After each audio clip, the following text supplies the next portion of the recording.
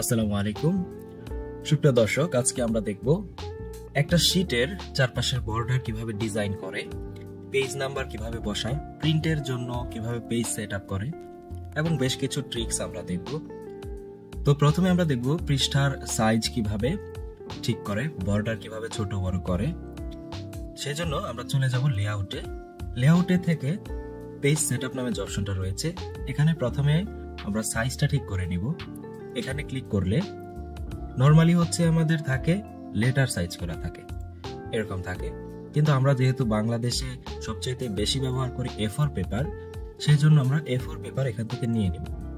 এবং দলিল বা স্ট্যাম্প পেপার কোথায় কোন সাইজের কাগজে করে আমরা সবাই জানি, সেটা হচ্ছে লিগ্যাল সাইজ। আপনি যদি একটা দলিল বা স্ট্যাম্প ডিজাইন করে থাকেন, সেক্ষেত্রে আপনি এখান থেকে লিগ্যাল সাইজটা খুঁজে বের করে দিয়ে নিতে পারেন। এই পৃষ্ঠাটা অনেক লম্বা, ঠিক আছে। তো আমরা যেহেতু একটা শীট A4 পেপারে প্রিন্ট করব, সেক্ষেত্রে A4 সাইজটা এখান থেকে সিলেক্ট করে দিলাম।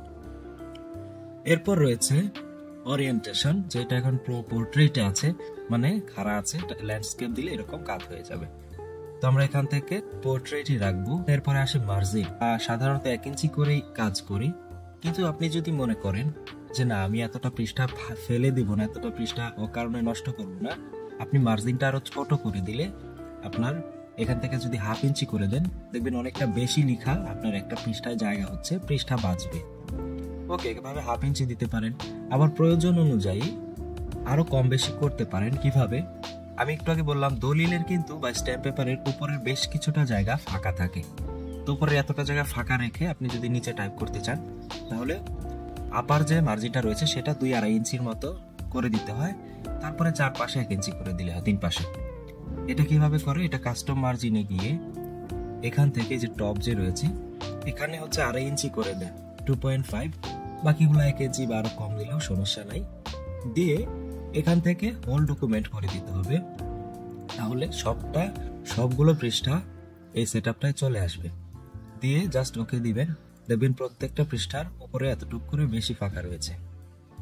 এটা স্কেল দিয়ে মেপে নেবেন, অনেক স্ট্যাম্পের সাইজ উপরে 3 ইঞ্চি ফাঁকা থাকে। ওকে, তো আমরা Ctrl+Z প্রেস করে দিচ্ছি। আরেকটা বিষয়, এই যে দেখেন এটার চারপাশের যে বর্ডারটা একটু ডিজাইন করা, এটা কিভাবে করেছি একটু দেখিয়ে দিই। দেখেন এখান থেকে চারপাশের আউটলাইন যে বর্ডারটা রয়েছে, এই যে এখান থেকে এই যে আউটলাইন বর্ডার, এই বর্ডারটা দেওয়া হয়েছে। এবং এখান থেকে বর্ডার শেডিং এ গিয়ে আমরা বেশ কিছু হচ্ছে ডিজাইন এখান থেকে পেয়ে যাব। যেটা ইচ্ছা আপনার সেটা দিতে পারেন। এটা দিয়ে ওকে দিলাম, দেখেন চারপাশে চলে এসেছে। এখানে আরো অনেক ডিজাইন রয়েছে, যেগুলো আপনারা এক্সপ্লোর করে দেখে নেবেন। এবং পৃষ্ঠার যে বর্ডার রয়েছে সেটাও কিন্তু এখান থেকে কন্ট্রোল করা যায়। ইনসার্টে যাব, আচ্ছা ইনসার্টে না, সরি, ডিজাইনের একদম ডান পাশে এখানে দেখব রয়েছে পেজ বর্ডার। এখানে ক্লিক করলে এখানে আপনি বেশ কিছু অপশন পাবেন। এখান থেকে আপনি ইচ্ছা করলে এগুলা দিতে পারেন। আবার সাইজ চিকন মোটা করা যায়, আপনি মোটা করে দিতে চাচ্ছেন না চিকন করে দিতে চাচ্ছেন, সেটা এখান থেকে সেট করা যায়। দিয়ে এখান থেকে হোল ডকুমেন্ট থাকবে, ওকে দিবেন, দেখবেন চারপাশে বর্ডার চলে এসেছে। এই বর্ডারে আপনি এই ডিজাইনগুলো ছাড়াও আরো অনেক ডিজাইন রয়েছে, সেগুলো দিতে পারেন। কোথা থেকে? এই যেখানে আর্টের ভিতরে গিয়ে এখান থেকে যেটা আপনার পছন্দ হয়, দেখেন এগুলো দেখতে এমন লাগতেছে, কিন্তু আপনি যখন অ্যাপ্লাই যখন করবেন তখন আবার সুন্দর লাগবে। আবার এই যে আমি বর্ডারটা দিয়েছি, একটু খেয়াল করেন, এই বর্ডারের বাইরে কতটুকু জায়গা ফাঁকা থাকবে, বাইরে কি অনেক বেশি ফাঁকা থাকবে না কম ফাঁকা থাকবে, সেটাও সিলেক্ট করে দেওয়া যায়। এখান থেকে হোল ডকুমেন্ট করা ছিল, এখান থেকে আমরা 31 করে দিয়েছি, একদম মোটামুটি শেষের দিকে চলে গেছে। কমায় দিলে বুঝবো, আসলে সামান্য পরিমাণ চেঞ্জ হয়েছে তো এই জন্য বোঝা যায় না এই বিষয়টা, তাই না? আমরা অনেকটা কমিয়ে দিয়ে দেখি কি হয়। লেখাগুলোর দিকে একটু খেয়াল রাখবেন।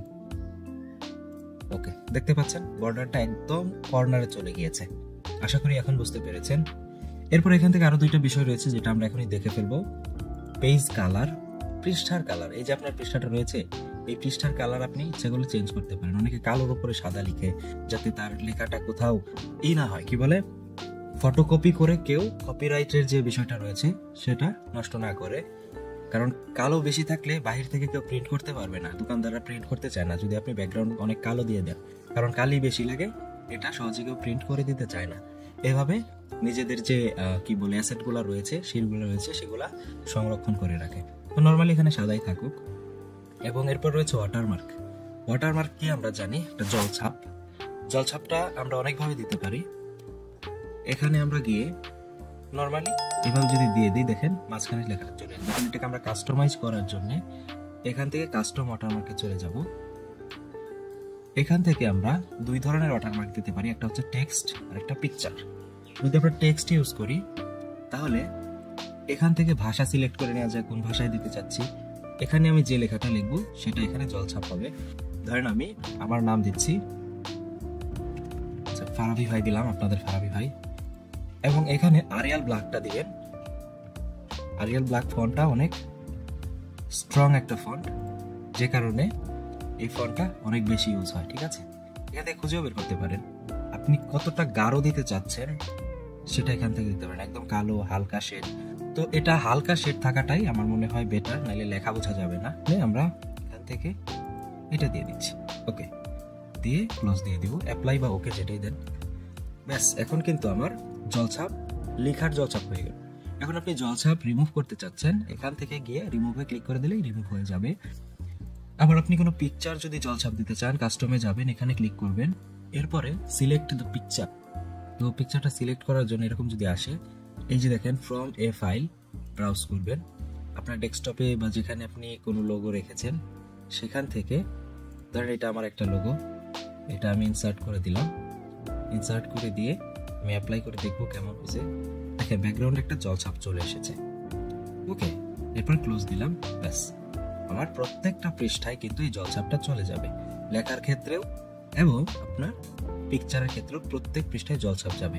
এবং আমরা কিবোর্ড থেকে যদি কন্ট্রোল পি প্রেস করি তাহলে প্রিন্টের ক্ষেত্রে কেমন দেখাবে সেটাও কিন্তু এখানে দেখাচ্ছে। দেখেন আমি বর্ডারটা কিন্তু এলোমেলো ভাবে রেখে দিচ্ছি, বর্ডারটা আমি চেঞ্জ করবো এখান থেকে। বর্ডারটা এখান থেকে একটু হচ্ছে বাড়াতে দিব, ম্যাক্সিমাম করে দিচ্ছি।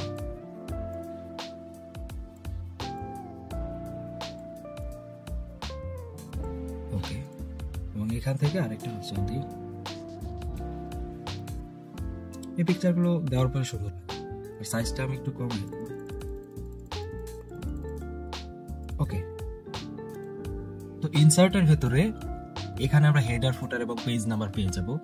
হেডার কি? হেডার হচ্ছে আপনার ডকুমেন্টের বর্ডারের বাহিরে উপরের যে অংশটা রয়েছে সেটা হেডার, এবং বর্ডারের বাহিরে নিচে যে অংশটা রয়েছে সেটা হচ্ছে ফুটার।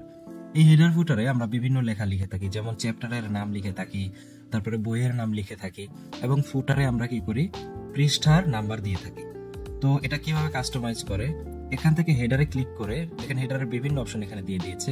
বাঁ পাশে উপরে কর্নারে হেডারের মধ্যে 3টা লেখার জন্য এরকম আরো বেশ কিছু অপশন আপনারা পেয়ে যাবেন। ঠিক আছে, যে হেডারে পেজ নাম্বার বসানোর অপশন পেয়ে যাবেন এখান থেকে। তো আমি প্রথমটা নিয়ে নিচ্ছি। তো এখানে আমি বইটার নাম দিব, কন্ট্রোল ই প্রেস করে এটা সেন্টার অ্যালাইনমেন্ট করে দিলাম। এই বইটার নাম হচ্ছে ইন্টারমিডিয়েট অ্যাকাউন্টিং। আচ্ছা, মোটামুটি এরকম হলেই হবে। এখন হেডার থেকে বের হয়ে আসার জন্য আমরা কিবোর্ড থেকে এসকেপ প্রেস করলেই আমার হেডার থেকে বের হয়ে আসবে, এবং দেখবো প্রত্যেকটা পৃষ্ঠায় এই লেখাটা আমার চলে এসেছে। তো এটা ঝাপসা ঝাপসা দেখাচ্ছে, কিন্তু আমরা যখন প্রিন্ট করব তখন কিন্তু এই কালারটা একদম কড়া ভাবে দেখাবে। ঠিক আছে, ওকে, আমি এসকেপ প্রেস করে পেজে চলে আসলাম। হেডারে আপনি ইচ্ছা করলে আরো অনেক ডিজাইন করতে পারেন। এই হেডারটার পিছনে আপনি ইচ্ছা করলে একটা শেড দিতে পারেন, এখান থেকে কালো শেড দিয়ে দিলাম। এই শেডটাকে আবার আপনি ইচ্ছা করলে বাড়াতে কমাতে পারেন, যে এখান থেকে এটা ধরে যদি আপনি বাঁ দিকে নেন, দেখেন বাঁ দিকে বেড়ে গেল। এটা ডান দিকে যদি আমি বাড়াতে চাই, সিলেক্ট করে নিতে হবে। তো আমরা যেভাবে উপরে হেডার দিলাম, ফুটারেও আমরা ইচ্ছা মতো লিখতে পারবো। সেই জন্য আমরা ফুটারে ক্লিক করব, এখান থেকে যে কোনো একটা লেখা নিলাম। এখন এখানে আমরা যা খুশি লিখতে পারবো। ধরেন আমি এখানে চ্যাপ্টার গুলো লিখে দিলাম। প্রয়োজন অনুযায়ী অনেকে এখানে ওয়েবসাইটের লিংক দিয়ে দেয়, শীটের কোচিং এর নাম লিখে দেয়, আপনার যা ইচ্ছা লিখতে পারেন। ওকে, দিয়ে এখান থেকে ক্লোজ দিতে পারেন, আবার এসকেপ প্রেস করতে পারেন। আরেকটা জিনিস দেখেন, এখানে ডাবল ক্লিক করলেও কিন্তু হেডারটা ইনেবল হয়, এবং হেডারের যে লেখাটা রয়েছে সেটা কতটুকু উপরে নিচে পাঠাবেন সেটা এখান থেকে কমানো বাড়ানো যায়। দেখেন বাড়াইলে সেই নিচের দিকে নামবে, কমাইলে একদম উপরে চলে গেল। ঠিক আছে, এবং এটা ফুটারের ক্ষেত্রেও প্রযোজ্য। ফুটারটা যদি আপনি একটু কমিয়ে দেন, দেখেন এটা নিচে গেল, উপরে আসলো।